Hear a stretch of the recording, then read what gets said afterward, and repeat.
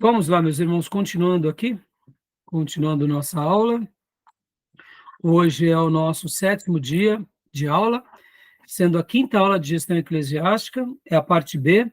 Nós estaremos agora dando continuação sobre essa temática que nós estamos trabalhando, que é a questão da gestão fiscal, comissão fiscal, parte contábil, parte de tesouraria.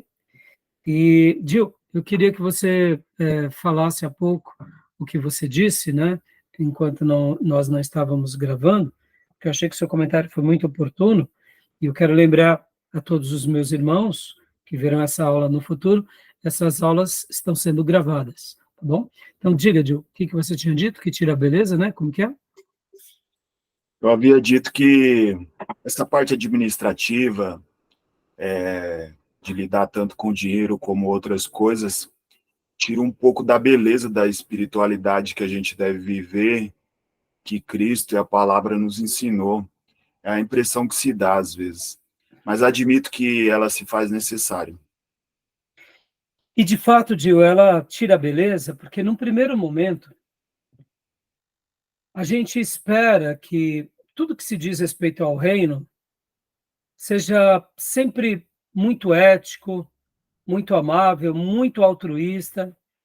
E quando a gente começa a ver que, no fringir dos ovos, há embates, há disputas, há interesses, há muitas vezes uma roupagem religiosa que reveste muitos líderes e muitos pastores, e que, de fato, ali é só algo aparente, porque, na essência, na hora que acabar o dinheiro, acabou o pastorado, então, realmente, tira a beleza nesse sentido. Por outro lado, Gil e irmãos, eu quero acreditar que quando nós entendemos que o dinheiro, como os recursos, ele se faz necessário e a gente aprende a lidar sem esse lado emotivo, a gente até nisso nós amadurecemos. Pode ver. Porque Deus fala que a igreja ela tem essa relação muito parecida com a família. Porque assim como a gente lida com recursos na família, a gente tem que lidar na igreja. Deu para fazer? Ótimo. Não deu para fazer? Ótimo. Geralmente, na família, uma família bem estruturada, ela faz contas. Ela vai trocar de carro, o marido, a mulher, os filhos vão trocar de casa, sentam-se, conversam-se, somam-se os orçamentos, faz um planejamento, assumem-se riscos e troca-se de casa. Agora, quando o pai chega e fala, vamos trocar de casa, aí todos os filhos e esposa ficam felizes. Aí o marido fala, maravilha, vamos para que casa? Vamos morar na casa daquele condomínio. Tá bom. E agora, como que vamos solucionar esse problema? Aí todo mundo olha para o pai e fala, papai, você vai pagar a conta. E a mulher que trabalha diz, bem, eu não posso entrar com nenhuma parcela, nenhum compromisso, porque eu quero trocar de carro, o meu carro eu quero trocar. Aí o filho fala, pai, eu tenho que viajar. Aí o pai olha para o outro e fala, pai, eu estou nos meus projetos pessoais. Aí o pai, se ele tem condições, é óbvio, ele pode até assumir esse risco, mas ele assume sozinho. Ou seja, não foi uma coisa na família. Então, ele não precisaria ter perguntado aos filhos nem à esposa. Ele simplesmente assumiria a dívida sozinho. Perceba, a igreja, muitas vezes, acontece a mesma coisa. Quando o pastor fala, irmãos, vamos trocar de prédio, vamos alugar um outro lugar, todo mundo, amém, pastor. É como se o pastor assumisse todos os ônus sozinho. E é isso que eu digo, que a igreja precisa amadurecer nesse princípio. Como eu disse, irmãos, deixa eu gastar um minuto aqui. Irmãos, guardem isso, vocês estão aqui no seminário. Vocês têm que ser doadores. Nunca se esqueçam disso, pelo resto da vida de vocês. Sejam dizimistas. O dízimo não tem nada a ver com o pastor de vocês. O dízimo não tem nada a ver com a igreja de vocês. O dízimo tem a ver com a palavra de Deus e com Deus. Em primeiro lugar, o dízimo não é uma coisa nossa com a igreja, é uma coisa nossa com Deus. Pode ver. Trazei o dízimo à casa do Senhor. Que casa? A casa que ele nos pôs. Qual é? Não importa qual seja. Se é uma igreja pobre, se é uma igreja rica, se é uma igreja milionária. Porque o Senhor disse que quando dizimássemos, ele abriria portas e janelas do céu. Ou seja, é Deus com o crente. E é Deus com o ministro. Podem ver que nos livros da lei, Deus vai pedir ao sacerdote o dízimo dos dízimos. Por quê? Porque o dízimo não tem a ver com o sacerdote pelo sacerdote. O dízimo tem a ver com a nossa maneira de retribuirmos a Deus. Mas Deus não precisa, eu sei que ele não precisa. Mas é uma pedagogia sagrada ensinada para nós desde o Pai da Fé, inclusive em toda a lei, e depois na Nova Aliança. Podem ver que a igreja primitiva ela era uma igreja doadora. Então, por que eu falo isso, irmãos? Muitas vezes a gente vai e a gente se condiciona. Eu vou ajudar aquela igreja se aquela igreja fizer tudo certinho. Mas eu não vou atrás para saber se está tudo certinho. Eu não sou um parceiro do pastor para acompanhar as tarefas. Logo, a gente está arrumando desculpas e precedentes para não dizimar. O dízimo tem a ver com a minha gratidão a Deus. Alguém já disse que o dízimo, na realidade, é a demonstração do meu amor a Deus. Aliás, da minha fidelidade. E as ofertas é a demonstração do meu amor. Ou seja, eu entendo que Deus tem cuidado de mim e que ele me pede a 10ª parte porque ele tem um propósito nisso e que a obra dele, direto ou indiretamente, vai ser mantida com aquela 10ª parte, que não importa do que seja. Geralmente chega para mim algumas irmãs, principalmente as irmãs que são ali, que não têm emprego, aquelas aposentadas, ou que não tem nem aposentadoria, e dizem assim, pastor, mas meu dízimo é tão pequenininho. Aí eu digo para elas, minha irmã, é dízimo que você dá ou não? É. Dízimo de R$10 é dízimo? É. E de R$1.000 é dízimo? É. E de R$10.000 é dízimo? É dízimo, irmão. Deus está contemplando a nossa fidelidade. A viúva pobre, ela deu tudo que tinha, ou seja, para ela era muito difícil dar todas aquelas moedinhas, porque era tudo dela. O dízimo de R$10 é muita coisa para quem só tem R$10. Para uma pessoa que durante o mês inteiro só arrumou um bico e ganhou R$100, esses R$100 vale muito na mão dele. R$10 desses R$100 vale muito. Então, Deus não está preocupado com a quantidade. Os lobos, sim. Os hipócritas, sim. E o pastor ele tem que olhar essa premissa, que Deus vai contemplar a vida de cada ovelha de acordo com a fidelidade deles. Então, por isso que eu sou muito resolvido, porque geralmente também acontece uma outra coisa. As pessoas que vivem uma igreja onde o pastor ele é integral, e os obreiros querem boicotar o pastor, eles deixam de dar o dízimo, achando que, deixando de dar o dízimo, prejudicarão o pastor. Meus irmãos, quando a gente para de dar o dízimo, a gente prejudica a si, não é o pastor. Porque Deus vai cuidar do pastor dele. Pode ver que Deus cuidou de Davi enquanto Saul tentava matá-lo. Deus cuidou de Jonas, mesmo dentro de um peixe. Deus cuidou de Elias e de Eliseu no meio das maiores privações. Então, Deus que cuida. Então, eu sei, Gil, que essa questão realmente, hora, tira um pouco da beleza, tira. Mas é nessa hora que a gente tem que ser frio, Gil.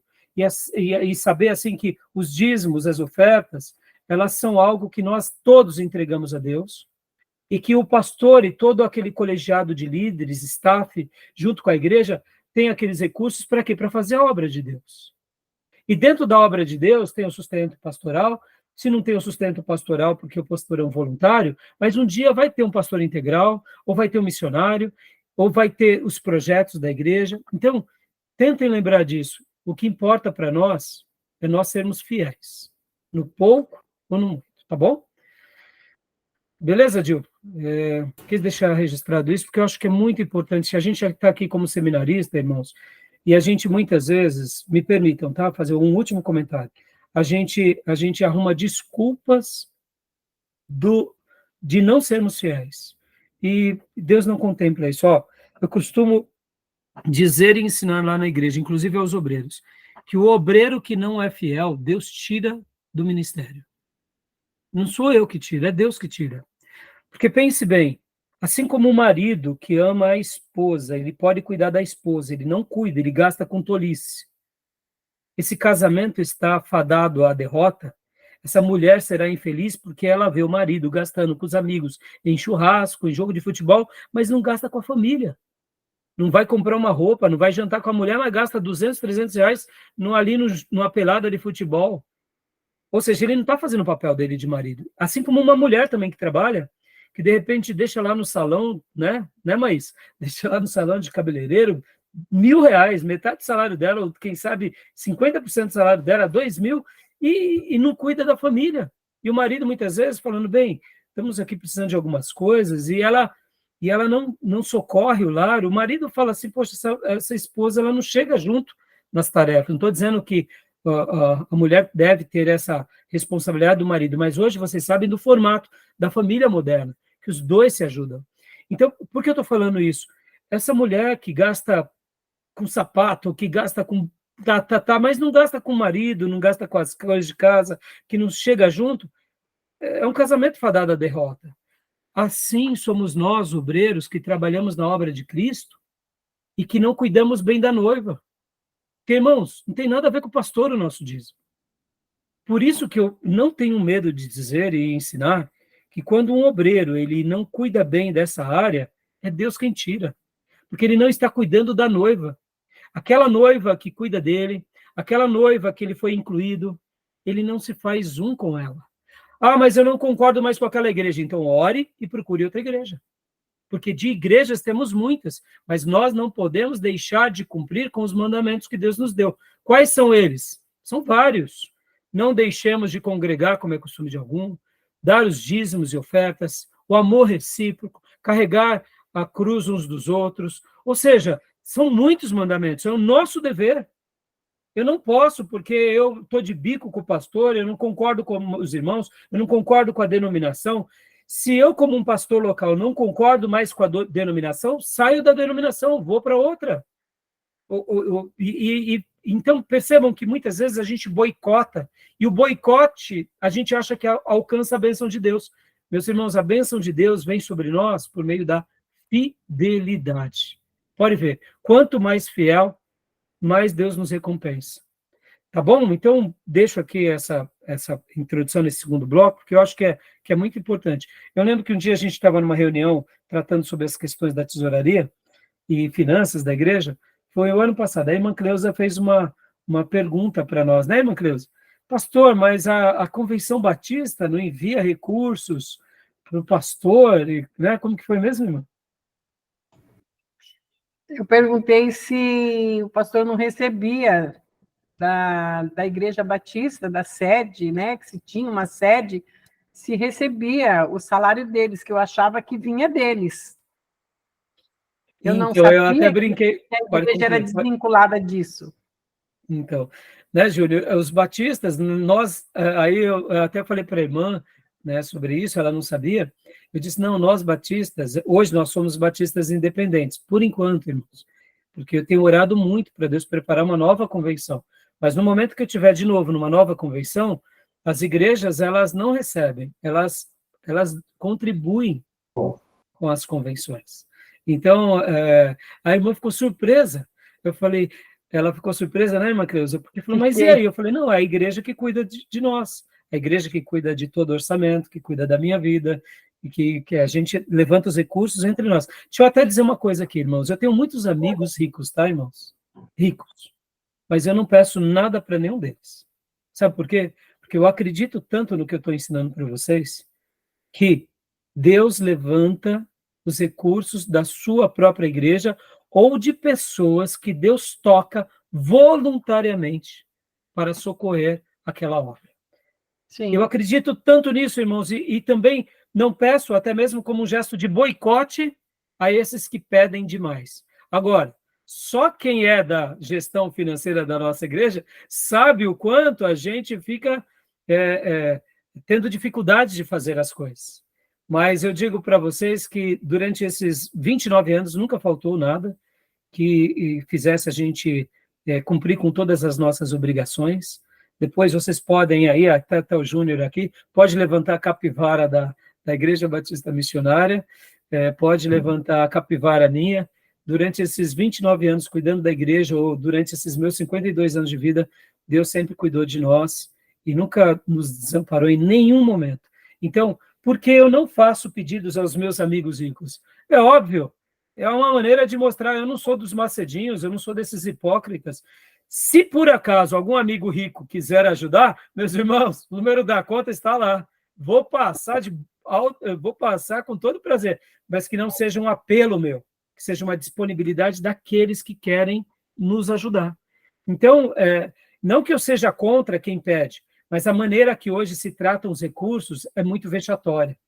E então, irmã Cleusa, a Igreja Batista, ela ajuda, ela não recebe. Agora, irmãos, se é uma igreja presbiteriana, se é uma igreja metodista, se é uma outra igreja, elas têm uma estrutura diferente, sistema de governo, onde a sede muitas vezes pode até socorrer, dar alguns benefícios, mas, via de regra, a Igreja Batista não tem essas práticas.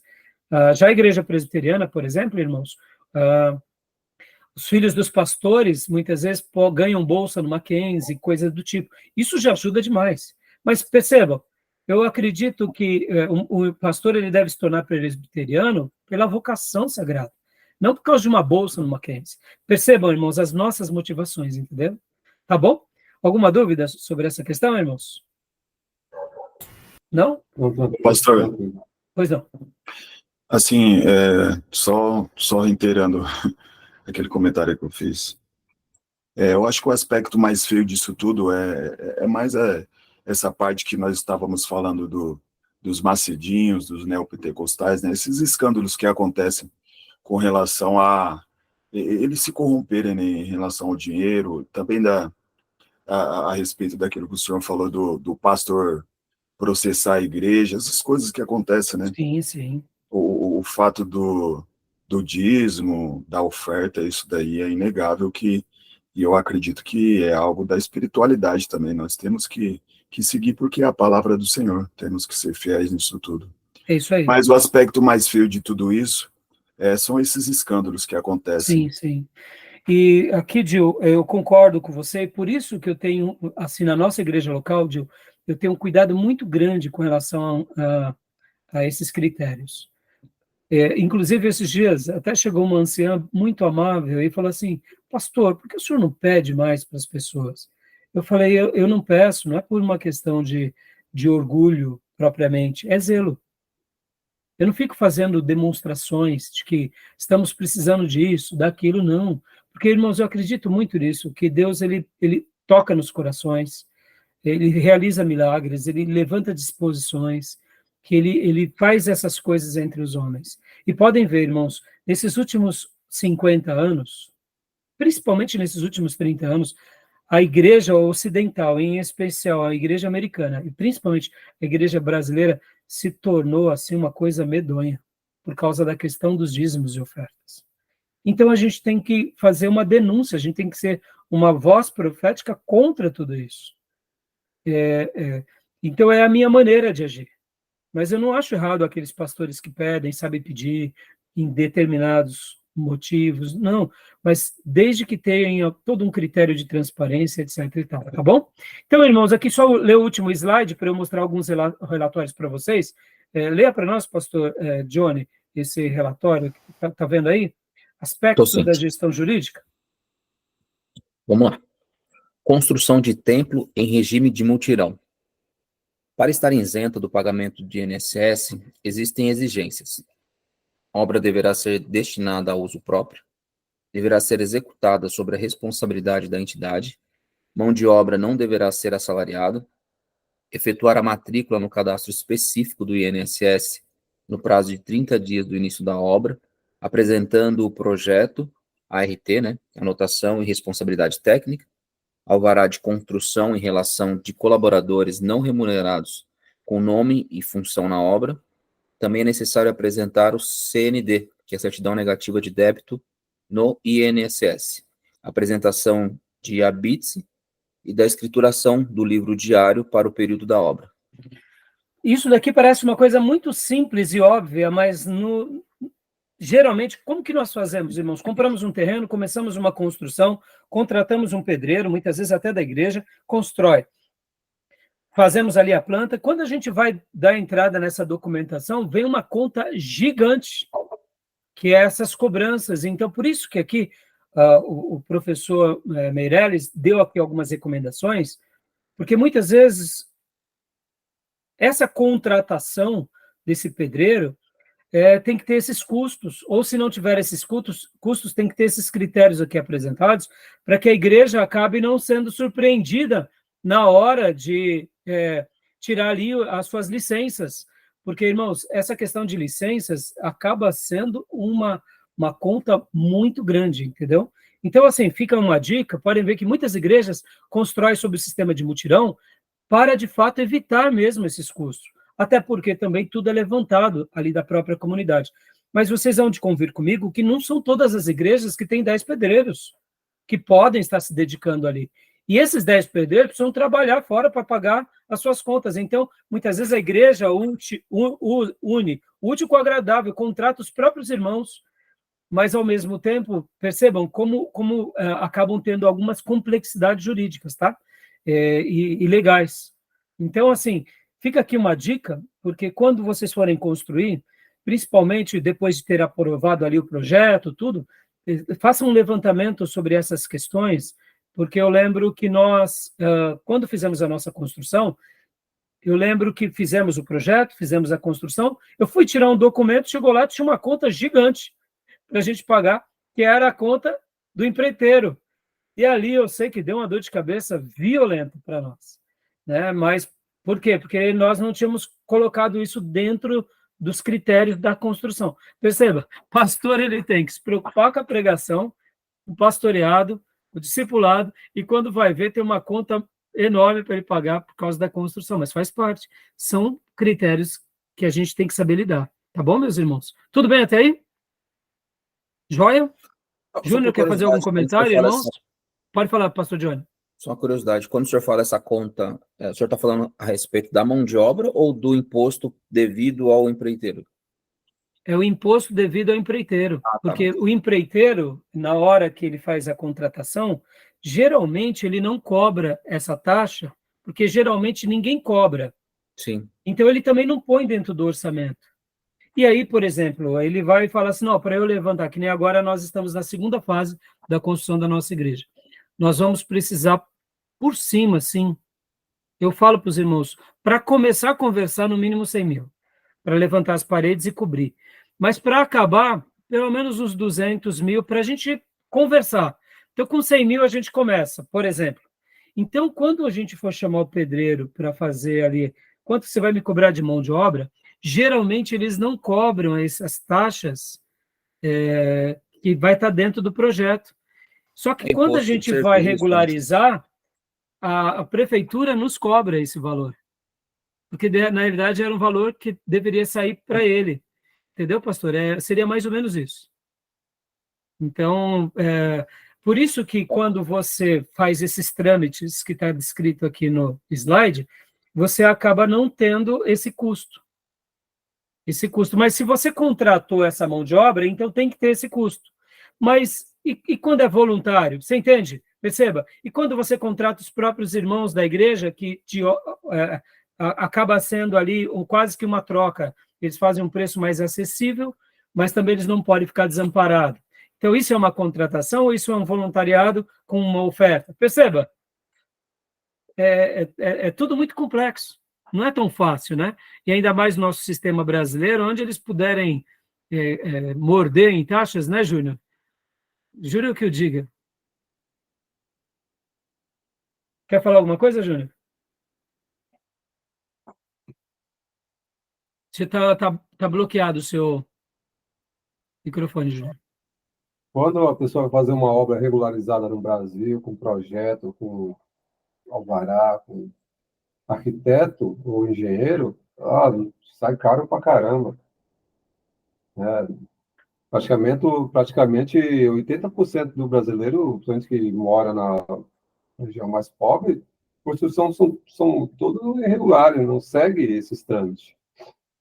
Exatamente, porque aqui, irmãos, e até fazendo uma meia-culpa, tá? Por essa razão, muitos irmãos acabam, ou eles colocam o telhado, ou eles pagam certos impostos, eles opinam por quê? Vou cobrir o telhado, fico irregular, e depois a gente vai ver o que vai dar. Percebam, é isso que o Júnior está falando, os honorários, aliás, os tributos são tão altos, tudo é tão complexo, que isso tudo dá um trabalhão, irmãos. Eu tive bastante desgaste nessa questão aqui. Mas, como tudo, a gente vai vencendo, né? Mas a igreja não fica sabendo desses detalhes, né? A igreja não fica sabendo, a não ser que a gente traga tudo isso à tona, entendeu? Beleza, meus irmãos? Tudo bem até aí? Tranquilo? Então, agora, deixa eu mostrar aqui para vocês. Olha, eu vou agora compartilhar com vocês como na nossa igreja, como que se faz, irmãos, vamos lá, como que se faz geralmente a arrecadação de uma igreja? Como que vocês lidam com essa questão?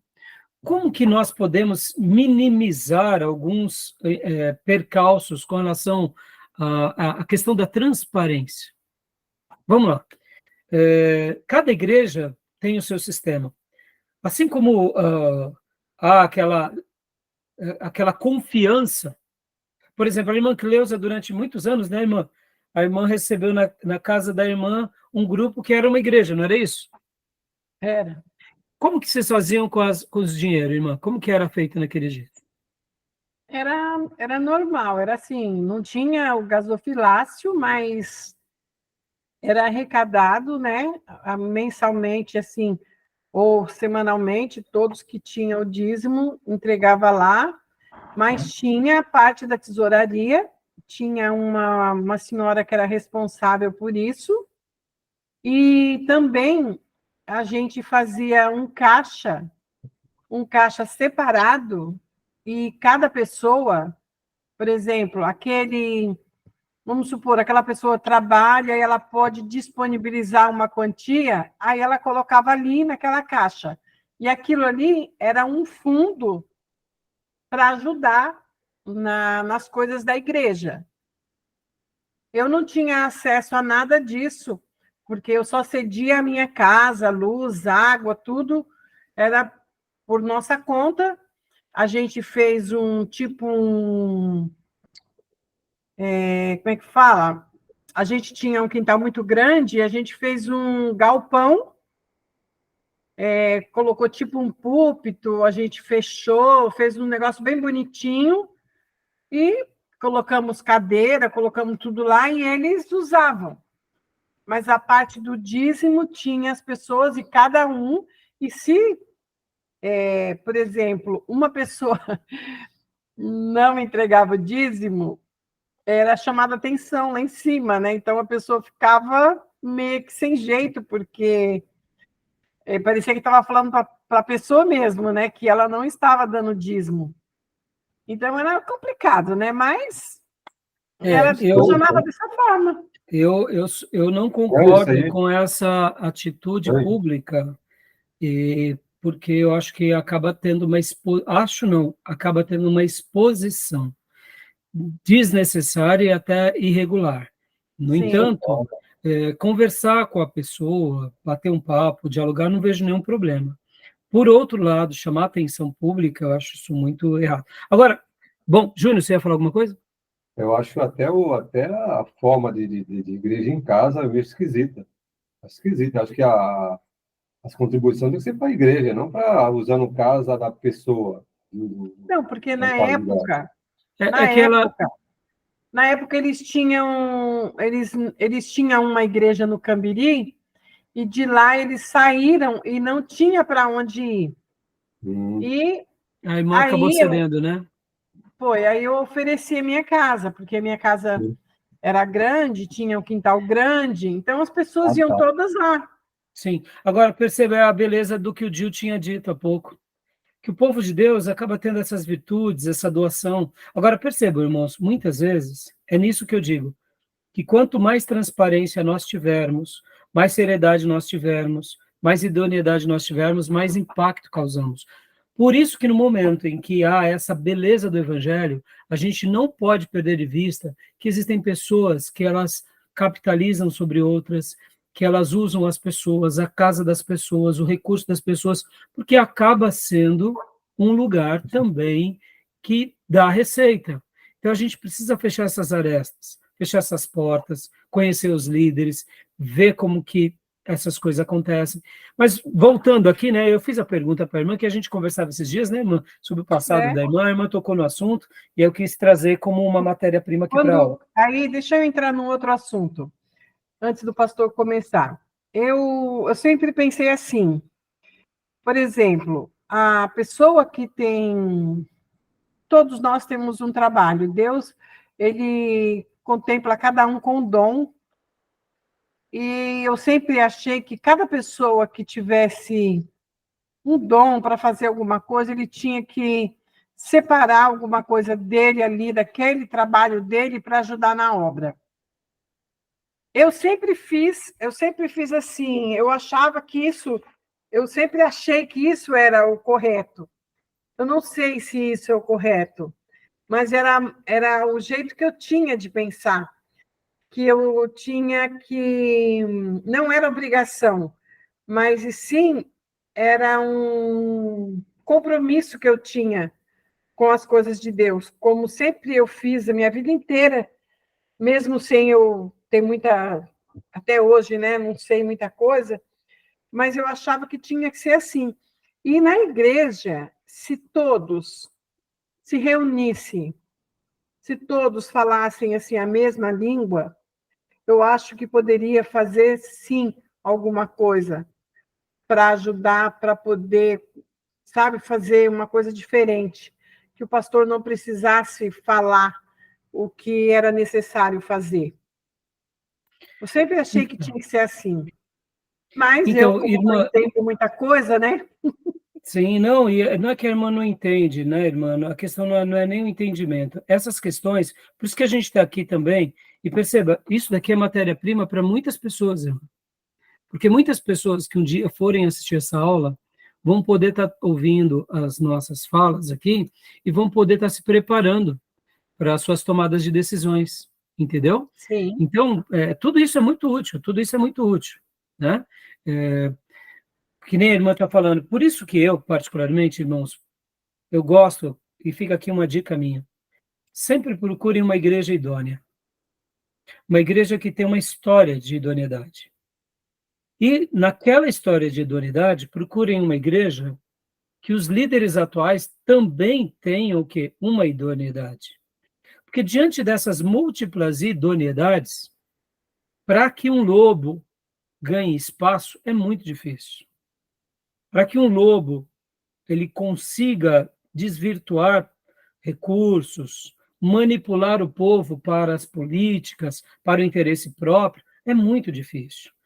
Por isso que eu não sou contra uma igreja nova, uma igreja que está surgindo. Tem igrejas maravilhosas surgindo aí. Eu fico encantado com algumas igrejas, que são essas igrejas midiáticas. Depois da pandemia para cá, eu fico encantado com alguns trabalhos que eu falo, pelo amor de Deus, essas igrejas parece que elas são extraordinárias. Agora, o que eu quero dizer? Algumas eu procuro acompanhar um pouco mais próximo, mas eu não vou ter o acesso. Por exemplo, eu gosto de acompanhar uma igreja lá do Rio de Janeiro, lá da Barra da Tijuca. Vocês conhecem, uma igreja rica. É uma praia rica, aliás. O pastor é muito bíblico, mas a maneira em que ele se comunica com a igreja, prega a palavra, discipula, fala abertamente contra o pecado, me parece um pastor muito idôneo. Não conheço ele a fundo, não sei da idoneidade dele. Mas a maneira em que essas igrejas novas estão surgindo, e tem igrejas maravilhosas. Esses dias atrás eu falei para vocês da igreja lá de Santarém. Eu fiquei encantado agora ao saber que a igreja de Santarém, ela espalhou os seus núcleos em todos os quase estados. E eu fiquei impressionado com o trabalho deles e estou acompanhando um pouco do pastor Abe Cooper. Então, assim, eu estou muito feliz, porque são igrejas que são igrejas bíblicas, igrejas que surgiram, igrejas novas, tem o que, 30, 40 anos, e que já ensinam as igrejas históricas sobre vários assuntos. Até mesmo como, por exemplo, trabalhar com essa questão das finanças com mais transparência, com mais ousadia, com mais liberalidade. E aqui, irmãos, quando eu falo tudo isso, por exemplo, deixa eu fazer uma defesa do pastor Bill Hybels sobre aquela questão da igreja dele. Lá na igreja dele, como se trata de uma igreja de ricos, eles também lá ensinavam os seus irmãos. Lembra que semana passada eu falei que eles tinham 5 valores que eles se baseavam na igreja de Atos? Pois é. Primeiro, evangelismo. Segundo, discipulado. Terceiro, vida de comunidade. 4, serviço, descoberta dos dons e talentos. E 5, generosidade. Irmãos, a igreja do pastor Bill Hybels, eles trabalham tanto sobre essa questão de dinheiro, mas os projetos deles são tão ousados que você fala assim, pastor Raé, é coisa dos sonhos. Mas a maneira em que eles foram trabalhando com as questões das finanças e ensinando, irmã, a igreja a lidar com isso é maravilhoso. Eu não vejo a hora da nossa igreja entrar nesse formato de uma linguagem onde eu posso tratar de números sem escandalizar irmãos, porque, irmãos, qual que é a dificuldade de pastorear igrejas pobres? Igrejas pobres, as pessoas, elas olham tudo dentro do seu horizonte pessoal. Por exemplo, o Júnior é um advogado. Dentro dos advogados, né, Júnior, existem advogados de tudo que é jeito. Desde os advogados que têm o seu escritório na sua casa, que ganham ali o seu salário para manter a sua família, são dignos, aqueles que já têm um escritório na cidade, aqueles que já têm um escritório lá no Lago São Francisco, aqueles que têm um escritório que já são os grandes escritórios de São Paulo, ou seja, tem advogado de tudo que é gênero, número e grau. Mas o que eu me fascino numa pessoa esclarecida é que pessoas esclarecidas sabem distinguir o que é o caixa pessoal do que é o caixa empresarial, do que é o caixa da igreja. Igrejas pobres, muitas vezes, quando a gente começa a trabalhar sobre questões de número, os irmãos falam, nossa, mas vão gastar tudo isso na reforma? Porque ele pensa logo na reforma da casa dele. Ele tem uma casa de 3 cômodos, e aí ele fala, não, lá em casa eu gasto 5 mil e já faço a reforma. 5 mil na igreja, você não gasta em 2 salas, dependendo da sala da igreja e do que vai usar. Então, você vai comprar um computador para a igreja, você não consegue comprar um computadorzinho simples, porque senão as placas não suportam. Um teclado, quanto custa um teclado? Quanto custa uma caixa de som? Quanto custa... Ou seja, as projeções são bem diferentes. Então, as pessoas têm dificuldade. Mas voltando à ideia que eu queria falar sobre a igreja do Bill Hybels, lá eles trabalham com muita transparência, muita transparência. Só para vocês terem uma ideia, se converteu um atleta muito rico na igreja do pastor Bill Hybels. Esses grandes atletas, eu acho que era um jogador de beisebol. Eu acho, ele não fala o nome. Só que começou a entrar muitos recursos na igreja. E a igreja não precisava de tudo aquilo. Ao mesmo tempo, o pastor Bill Hybels se reuniu com o staff dele e falou assim, bom, o que nós iremos fazer com esses recursos? É bom para a igreja, mas ao mesmo tempo nós podemos dar um norte para esses recursos. Vamos pegar esses recursos do empresário tal, do jogador tal, e vamos destinar aos pobres da cidade? Olha meus irmãos, olha que ideia genial.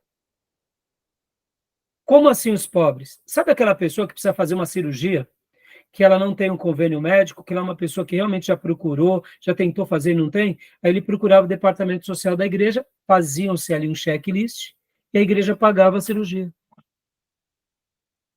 Sabe aquelas histórias, por exemplo, de uma mãe solteira, que de repente ficou desempregada, que precisa de um carro, então a igreja ia lá, via se ela tinha um carro, arrumava o carro dela, ou senão até, muitas vezes, um irmão rico. Só para vocês terem uma ideia, se não me falha a memória, no ano de 2000, se não me falha a memória, o pastor Bill começou um projeto na igreja, onde um irmão, que era mecânico, falou assim, pastor, nós temos um estacionamento tão grande aqui na igreja, e eu vejo aqui na igreja que nós temos pessoas ricas e pessoas pobres. E as pessoas pobres têm uns carros tão velhos e que está caindo aos pedaços. Eu sou mecânico. Se a igreja der as peças, eu conserto o carro dos irmãos pobres. O pastor Bill falou, olha, gostei da ideia, vou conversar com os presbíteros da igreja. Conversou com os presbíteros da igreja, os presbíteros falaram, excelente ideia, Bill. Então ele divulgou para a igreja. Os irmãos pobres da igreja começaram a trazer os carros que não conseguiam consertar. Passado algum tempo, esse mesmo mecânico, todo tatuado, chegou para o pastor Bill e falou assim, pastor Bill, tem uns carros dos irmãos pobres tão ruim, mas tão ruim, que eu já consertei várias vezes o vidro quebrando, que é mais fácil a gente jogar lá dentro do lago, porque está dando muito mais gasto do que eu imaginava. Eu tive uma outra ideia. Eu tenho andado aqui pelo estacionamento da igreja e notei que nessa igreja tem muitos irmãos ricos, empresários, que têm vários carros e que trocam de carro todo ano. Então, fale para os irmãos ricos da igreja doarem os carros deles para os irmãos pobres, porque para eles não faz tanta diferença, porque eles têm muito dinheiro, e mais para os irmãos pobres vão ser algo inacreditável. Aí o pastor Bill olhou, o mecânico falou, uau, agora o grau de complexidade já aumentou. Ele falou, eu preciso falar com os presbíteros da igreja. Aí ele foi e falou com os presbíteros da igreja. Quando ele conversou com os presbíteros da igreja, os presbíteros falaram, olha, essa ideia é brilhante, porque tinham muitos irmãos na igreja, ricos, empresários. Sabe aqueles irmãos que têm 3 carros, um carro de luxo, um carro para levar as crianças para a escola, que é só para levar para a escola e depois troca, porque é carro pro, né? É os nossos carros, tá, irmão? É os nossos carros do dia a dia, né? E aí o que acontece?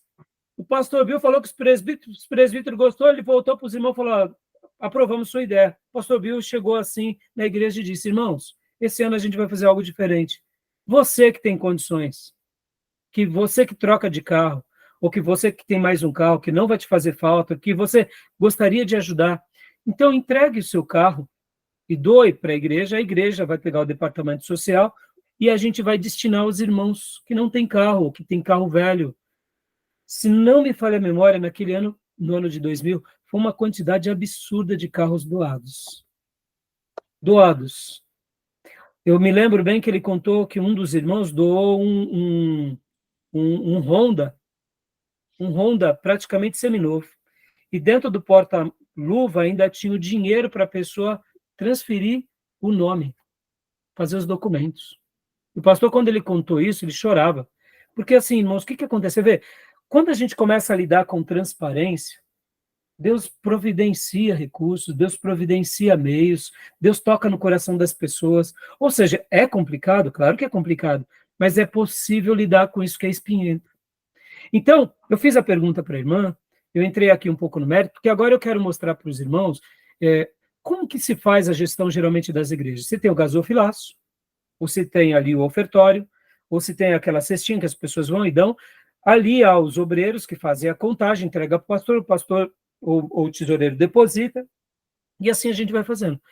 Nós, durante algum tempo, notamos o seguinte, que uma das maneiras para a gente minimizar e maximizar a transparência da igreja era criar um relatório. Como é esse relatório? Olha só, o irmão vem, entrega o seu dízimo, a sua oferta, e aí esse dízimo e essa oferta era entregado num envelope.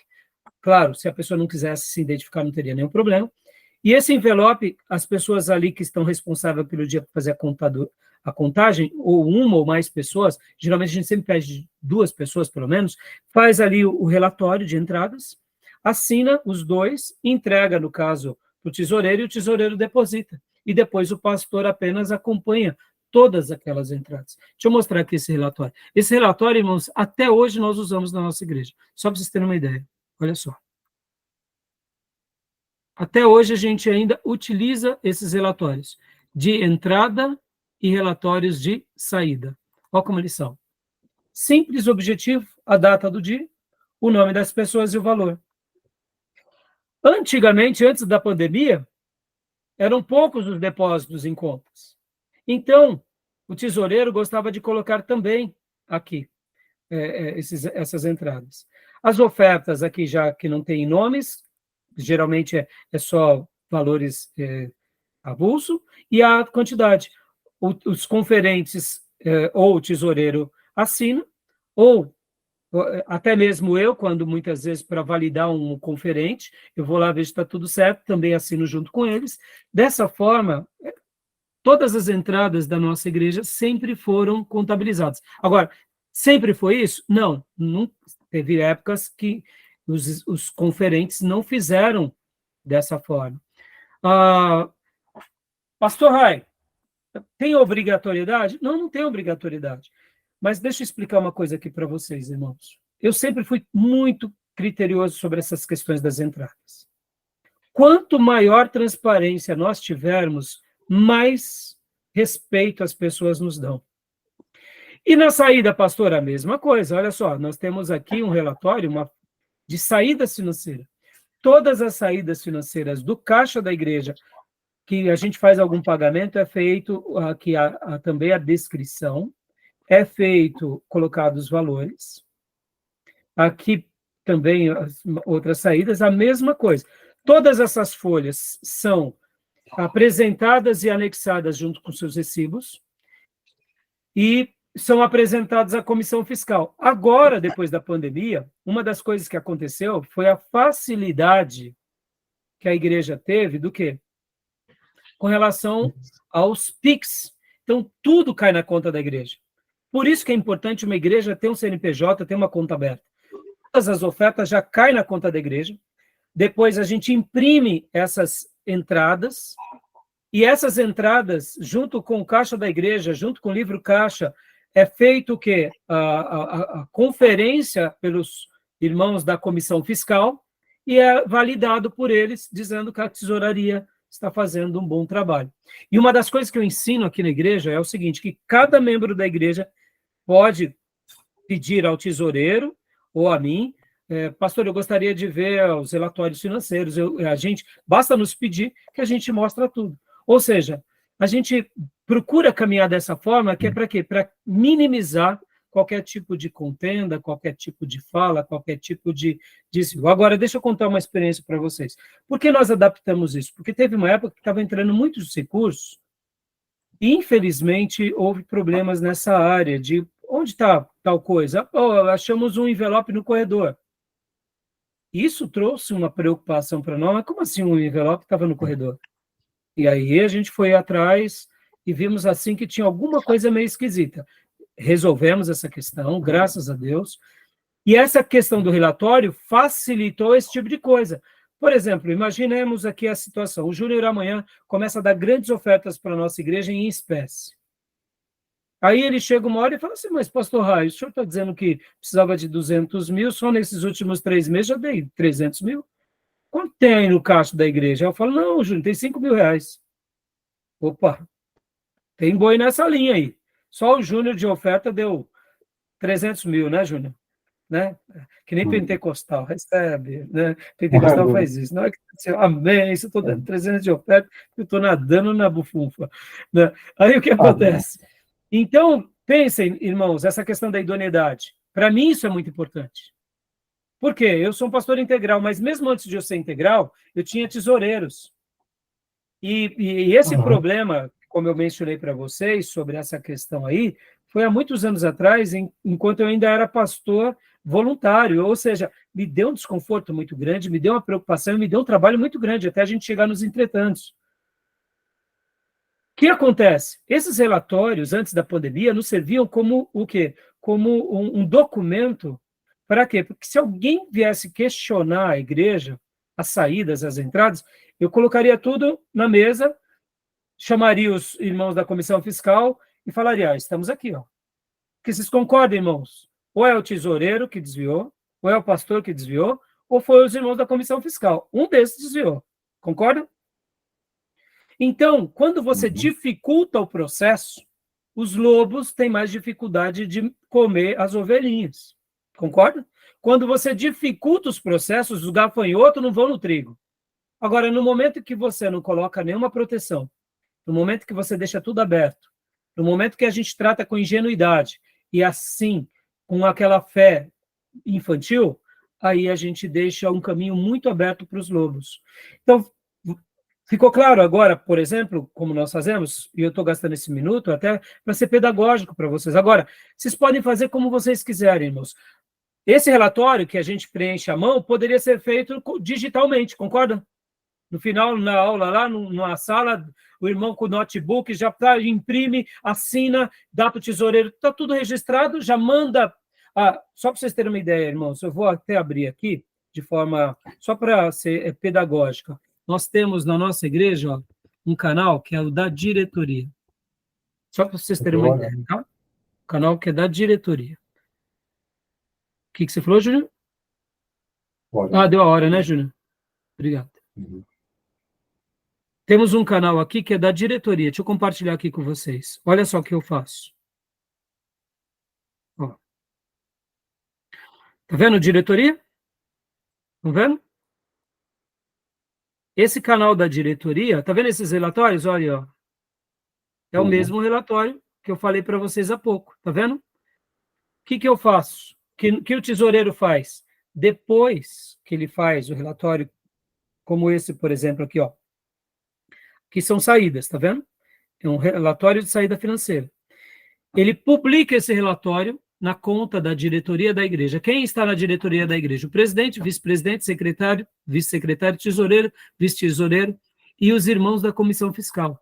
Todas as contas que são pagas, aqui, ó, comprovante. O comprovante é esse, deixa eu abrir aqui para vocês verem. Opa! É um pagamento do seminarista. Não vou falar quem é o seminarista, não. Opa! Desculpa. É um seminarista que mandou o comprovante. Aí, ó, aqui, tá vendo? Os dízimos que os irmãos se encaminham por Pix, eles também encaminham. Aqui, ó, mais uma saída. Tudo isso a gente vai fazendo, que é uma maneira do quê? Aqui, ó, mais pagamentos. Todos os pagamentos a gente vai mandando na conta da diretoria. Para que todos da diretoria, em tempo real, acompanhem tudo que vai entrando e tudo que vai saindo. Por exemplo, aqui, ó, de um dia de entrada, entrou apenas R$265, mas a gente coloca, entendeu? Assim como as saídas. Estão vendo, irmãos? E esse é o canal da diretoria que eu deixo ela aberto. Para quê? Porque qualquer dúvida da igreja já está aqui para que os irmãos, ó, pode ver, ó, o nosso irmão que é o tesoureiro fez uma compra e ele já mandou a nota fiscal. Fiz essa compra, pastor, preciso desse reembolso, está aqui a nota fiscal. Ou seja, irmãos, são meios de fecharmos qualquer porta para qualquer comentário ou qualquer situação desagradável. Agora, isso é um assunto mais de diretoria. Estou abrindo aqui para vocês como matéria-prima para o seminário. Mas eu sei que cada igreja vai ter o seu sistema. Cada igreja vai ter o seu método. Então, como vocês vão criar, o que vocês vão criar, meus irmãos, pode ser o que for, desde que traga idoneidade e transparência para a igreja. Agora, deixa eu compartilhar para vocês aqui, há uns 5 anos atrás, eu tive um problema muito sério. Por quê? Eu separei para a tesouraria da igreja 2 obreiros, bem dedicados até então. Que até então eles estavam tendo aqueles comportamentos na igreja, de participação, de doação, de entrega, de contribuição muito assertivo. Então eu falei para eles, bom, eu noto que vocês estão prontos, eu quero chamar vocês mais para perto e eu quero vocês na minha diretoria, já que vocês sabem lidar com números. Eu gostaria que vocês assumissem a tesouraria para nós. Pode ser? Pode ser.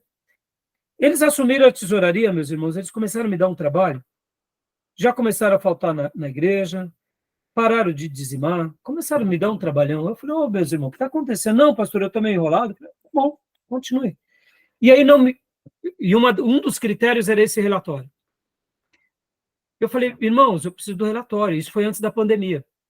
E, assim, tínhamos alguns irmãos que davam boas ofertas, e ofertas bem generosas, e dízimos em espécie. Irmão. Muitas vezes entrava um dinheiro até alto em espécie. Eu falava, puxa vida. E eu falava para os irmãos, o relatório financeiro. O relatório.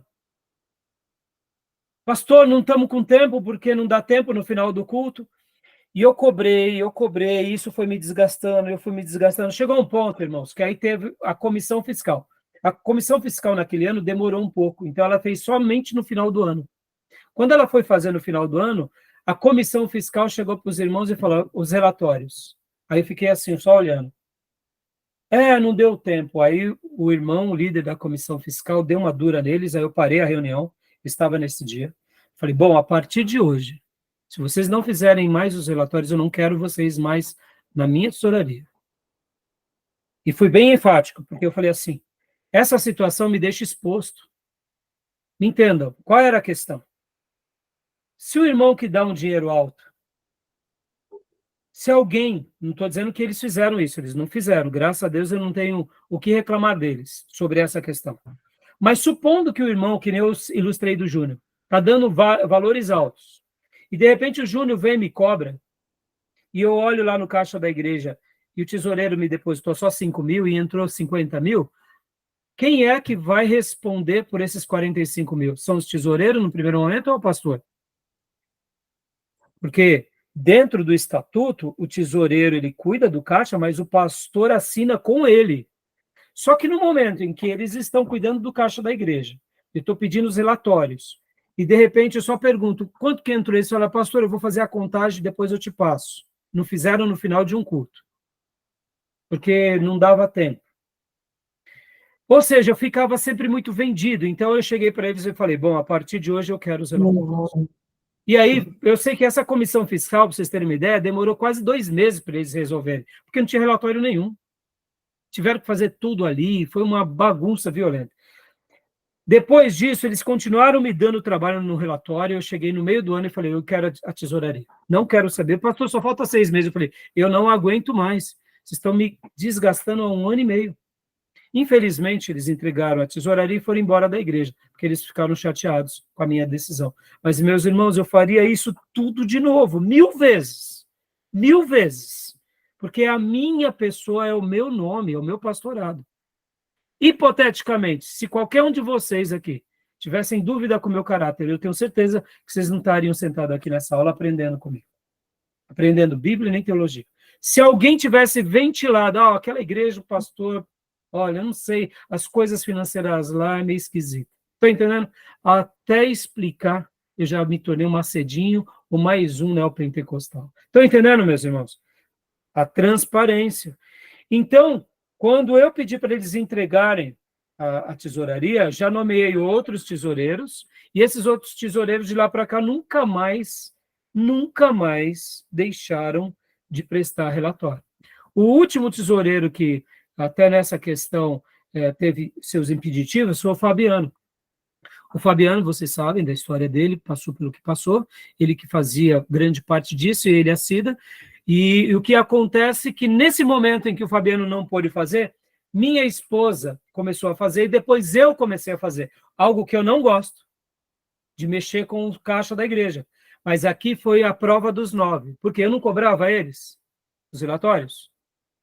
Então, no momento em que o Fabiano não pôde mais fazer, eu chamava um obreiro para perto e eu mesmo fazia com o obreiro, ou depois eu fazia eu mesmo, e depois eu publicava no grupo da diretoria, e até recentemente, quando a comissão fiscal foi avaliar todos os relatórios que eu tinha feito, eles falaram, pastor, está perfeito. Então, por que eu estou te falando tudo isso? Porque eu não seria justo de cobrar algo para eles, de algo que eu também não faria. Então, percebe, irmãos, hoje existem meios, então, como que a gente faz diante de tudo isso? Tudo isso é apresentado, a comissão fiscal valida tudo isso, é pedido que a tesouraria lance tudo isso numa planilha de Excel, e tudo isso é apresentado para quem? É apresentado para o contador, para que o contador ele possa lançar na Receita, e assim a gente fecha todas as coisas. Agora, é claro, na prática, é um pouco mais complexo e difícil, porque muitas vezes os irmãos da comissão fiscal, eles acabam não tendo aquele tempo tão sincronizado para fazer isso. Mas todos os documentos, só para vocês terem uma ideia, eles ficam assim, eles ficam arquivados dessa forma.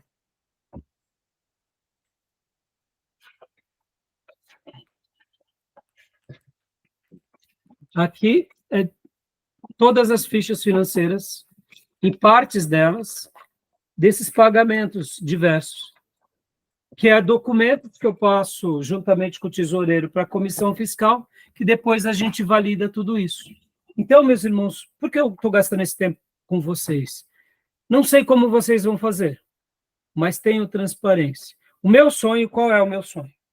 É de termos prestação de contas semestrais e, principalmente, trimestrais.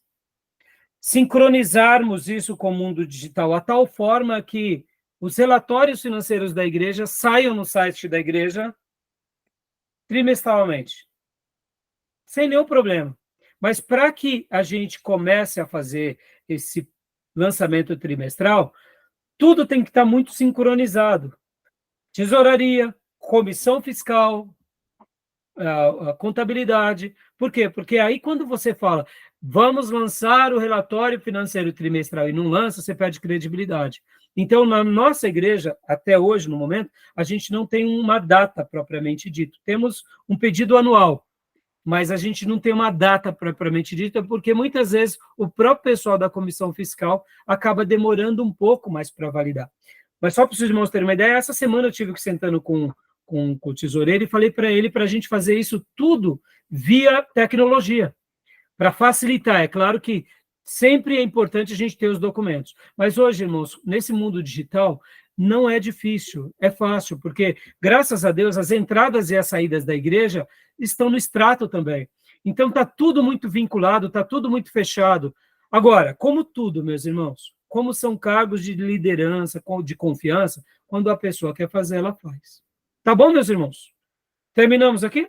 Alguma dúvida, alguma sugestão, Ok, alguma palavra? tranquilo.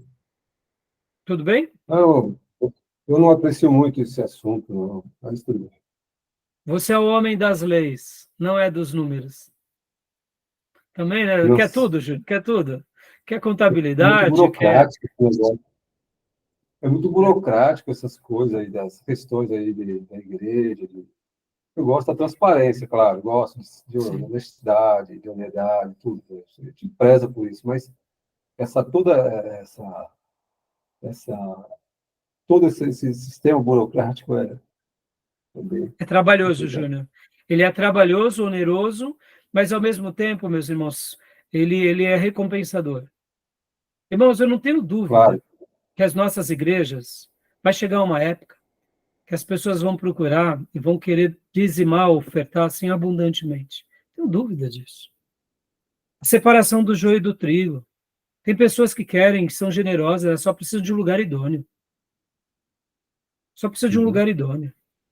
E que aquilo que ok, acontecia na igreja primitiva, que acontecia no templo de Salomão, quando Davi reergueu, e o próprio Salomão, Davi providenciou tudo e depois Salomão reergueu, aconteceu no tabernáculo, Deus vai fazer de novo com o seu povo.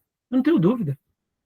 E essa questão de recursos, para mim, é tão tranquila, no sentido assim, a gente tem que saber lidar com pouco e ser muito feliz com pouco, e quando Deus mandar o muito, a gente só administra direitinho.